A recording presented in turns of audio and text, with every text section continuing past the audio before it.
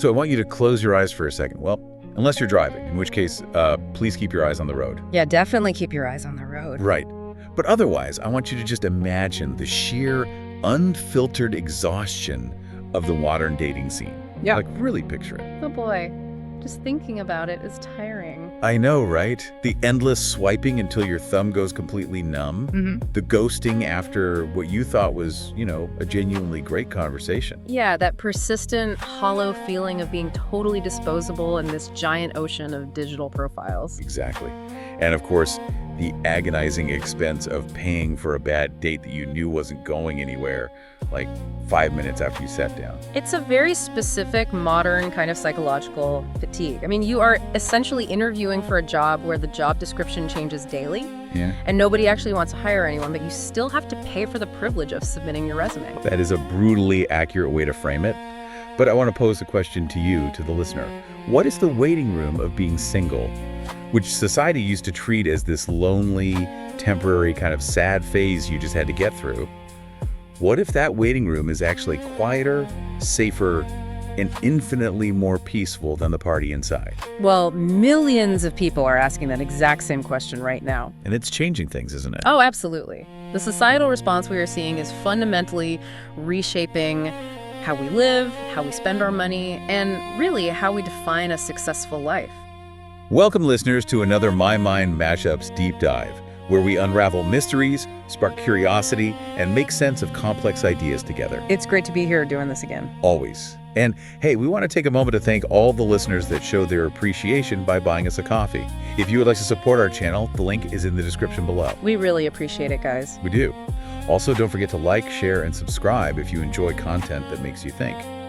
So today's focus is on a massive cultural shift. Right, the fact that young adults are intentionally opting out of relationships just to protect their peace. And exploring this aligns perfectly with what we do here every single time. Every deep dive is about sparking curiosity, challenging assumptions, and expanding understanding. Exactly, and to figure out how we got here, we aren't just taking one person's word for it. No, we are crossing the streams today. We're pulling from recent demographic data from the U.S. Census Bureau and Pew Research. We're mapping that against financial surveys from BMO. Plus, we've got public health advisories from the U.S. Surgeon General, which is super important. Definitely. And we're layering on some really insightful cultural reporting from places like Wired, Fortune, and Forbes Health. So to really grasp why people are embracing this intentional singlehood, I think we first have to examine the environment they are running away from. Okay, let's unpack this. Because you can't understand why someone is building a bunker until you look at the storm outside. That's a great way to put it. And the storm right now is absolutely dating app burnout. We do throw the word burnout around a lot, though. What is the actual mechanism driving this emotional toll? Well, we need to look at the psychological friction these platforms create. So according to a 2025 survey from Forbes Health in one poll, 78 to 79% of Gen Z dating app users report experiencing emotional and mental burnout. Wow, nearly 80%. Yeah, nearly 80%. And the core issue is that these apps are designed around the paradox of choice. They offer a digital interface that creates this illusion of endless supply. So instead of feeling like you have all these great options, your brain just sort of short circuits. It's actually worse than that. Your brain is wired to seek the best possible outcome. So when you have a menu with thousands of potential partners, you don't actually evaluate anyone deeply. You're just constantly wondering if the next swipe will be slightly better. Exactly, which completely strips the humanity away from the process. A recent MyIQ survey highlighted that nearly half, 46% of people feel that dating apps make relationships inherently disposable. I mean, when everyone is just a card in a deck, it normalizes behaviors like ghosting, right? Because there are zero social consequences for just disappearing. Right, you don't run into them at the grocery store, so who cares? I see where you're going with that. Yeah. Though I do wonder if that burnout is universal, like a 22-year-old guy and a 30-year-old woman are probably having very different experiences on these apps. Oh, the destination is the same, total exhaustion, but the journey is vastly different. So. Pew Research shows this burnout is highly gendered. So women often report feeling completely overwhelmed by an absolute avalanche of messages. Just nonstop notifications. Yeah, and because the volume is so high, many of those messages lack substance or are frankly overtly inappropriate, which leads to a really deep sense of objectification. So it's like trying to find a glass of fresh water in a flood. That's exactly it. Now, men, conversely, report feeling deeply insecure and invisible due to a severe lack of messaging. Oh, wow. Complete opposite problem. Right. The algorithmic nature of these apps often concentrates attention on a very small percentage of top profiles. So a lot of men are just swiping endlessly into a void. Which has to trigger some intense feelings of inadequacy. Absolutely. They are two entirely different flavors of exhaustion. You've got the avalanche versus the desert, but both leave the user emotionally depleted. Man, that is bleak. And that brings up another layer.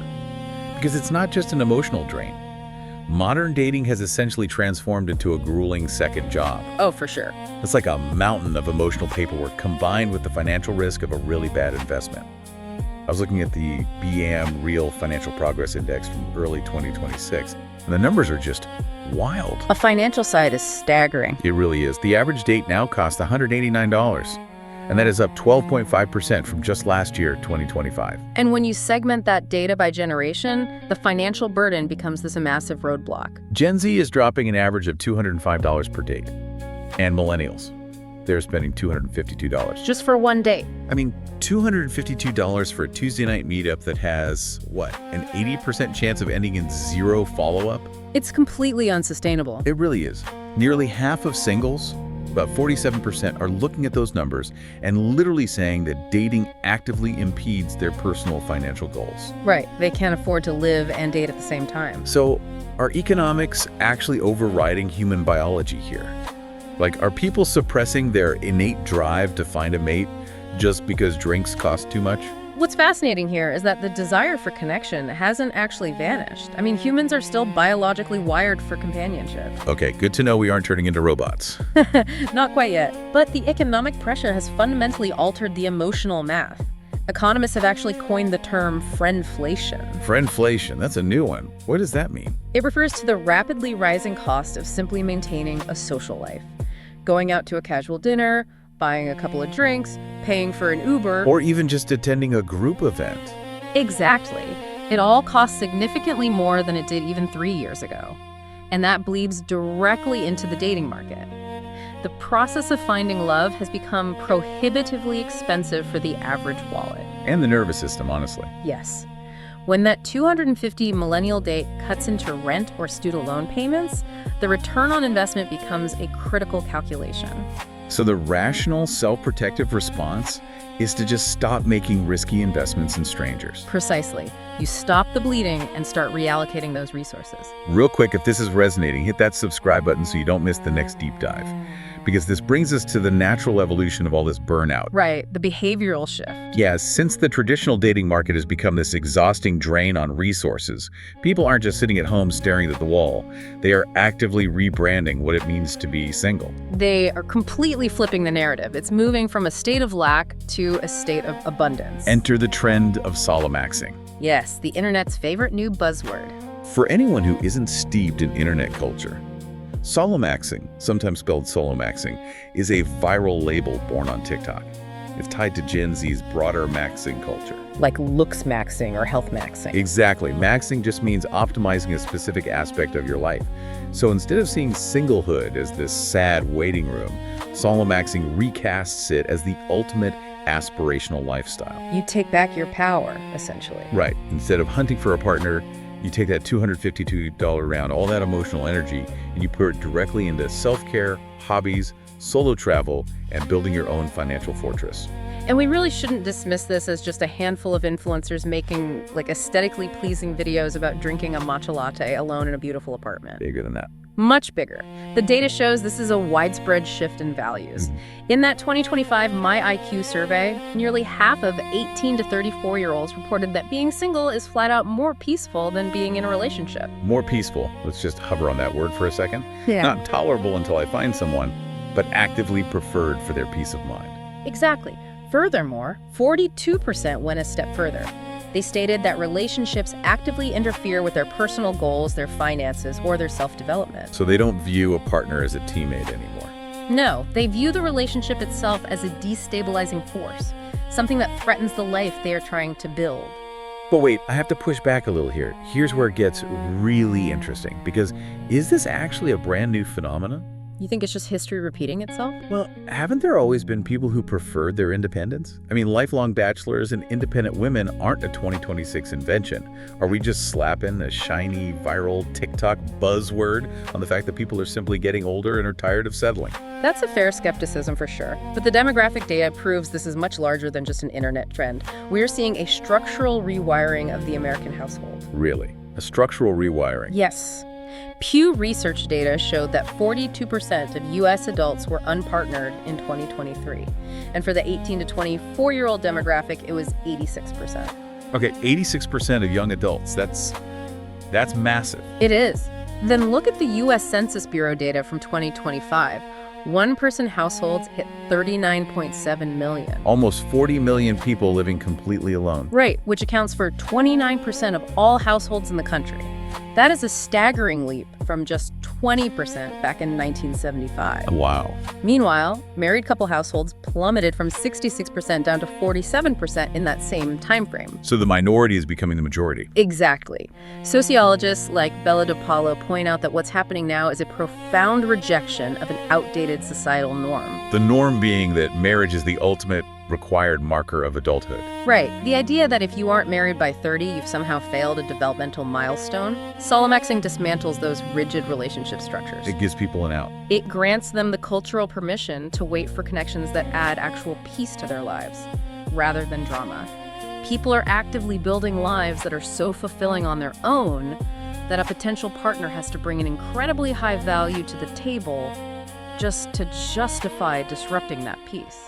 Like, comment, and subscribe to hear more My Mind MashUps deep dives.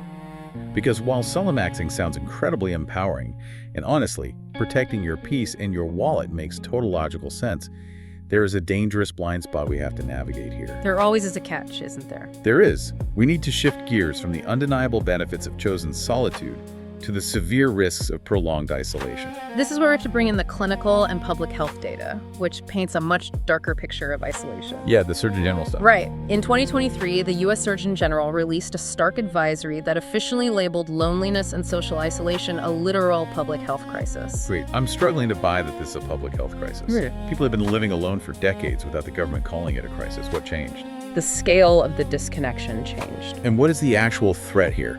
I know they used a really alarming statistic comparing loneliness to smoking up to 15 cigarettes a day. That just sounds like a highly dramatic way to say people are sad. What is the actual biological science behind that? It sounds like hyperbole, I know, but it is deeply grounded in evolutionary biology. Humans are inherently pack animals. Right, we needed the tribe to survive. Exactly. Evolutionarily speaking, being separated from the tribe meant you were vulnerable to predators. It literally meant death.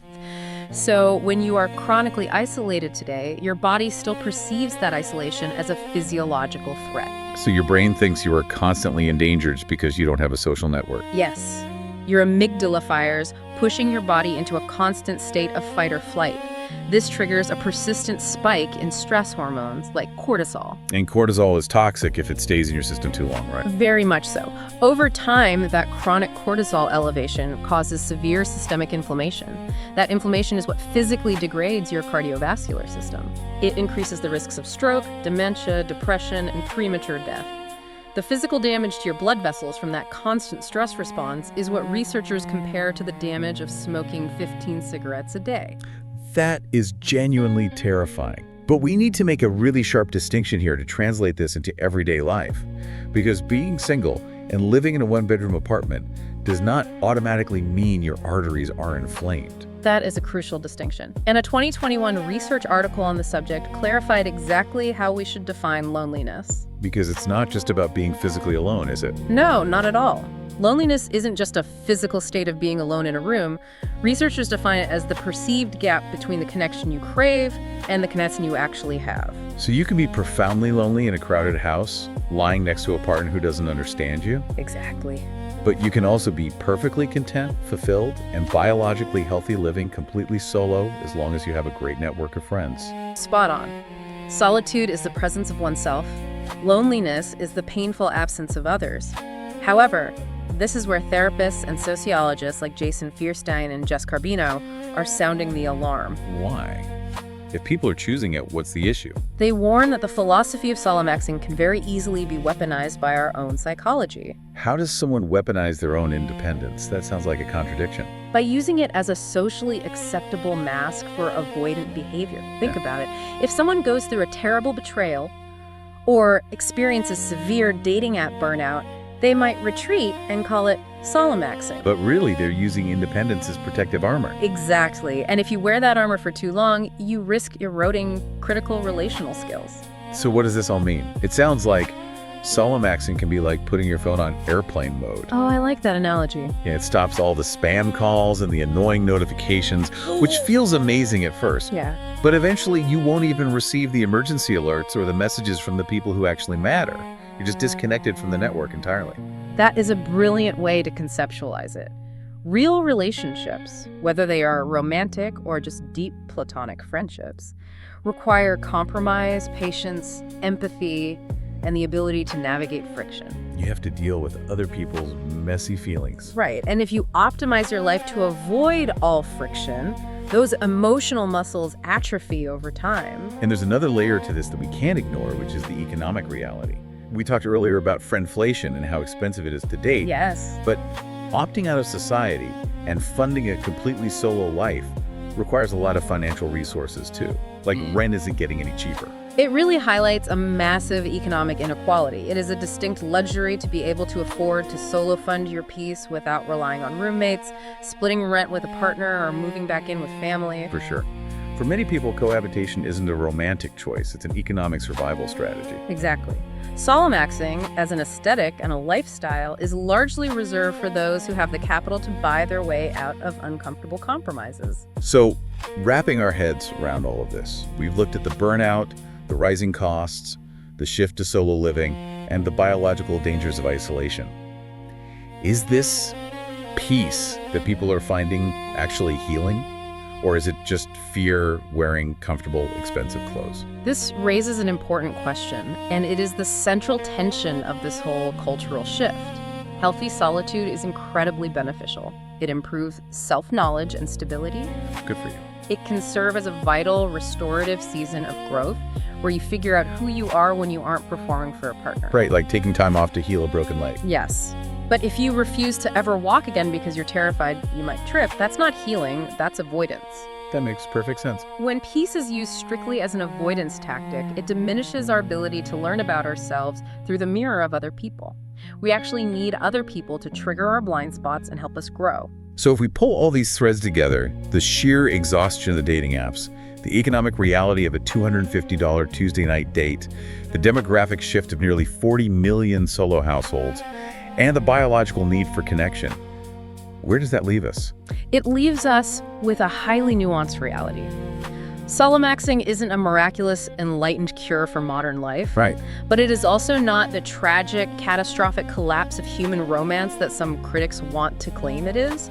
It is a completely rational, understandable recalibration in response to broken dating mechanics and extreme economic strain. The goal isn't to be single forever, isolated in a beautifully decorated apartment. No.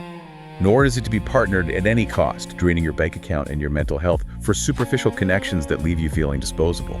The true goal, as the culmination of this research suggests, is to build a life so whole, so financially stable, and so authentically yours that love becomes a beautiful addition, not a desperate rescue mission. I absolutely love that framing. A beautiful addition, not a rescue mission. You want to build a life you don't need to be saved from. Exactly. But before we wrap up today's deep dive, I want to leave you, the listener, with a final thought. Something to chew on that builds on all this data, but asks a slightly different question. Oh, what's the question? If we spend our most formative years perfectly optimizing our solo lives, insulating ourselves so perfectly that we never have to experience friction, disappointment, or compromise, are we accidentally editing out the messy, vulnerable, completely uncontrollable collisions that make the human experience actually worth living? Wow. That is the exact tension every single person navigating modern life has to figure out for themselves. It really is. Drop your thoughts in the comments. Your perspective could shape our next deep dive. Are you SoloMaxxing? Is your airplane mode giving you peace, or is it keeping out the connections you actually want? We want to know. Find Mi Mind MashUps everywhere you listen. Amazon Music, Audible, Facebook, Pocket Casts, Spotify, TikTok, YouTube, and Apple Podcasts. We'll catch you next time as we keep making sense of the madness.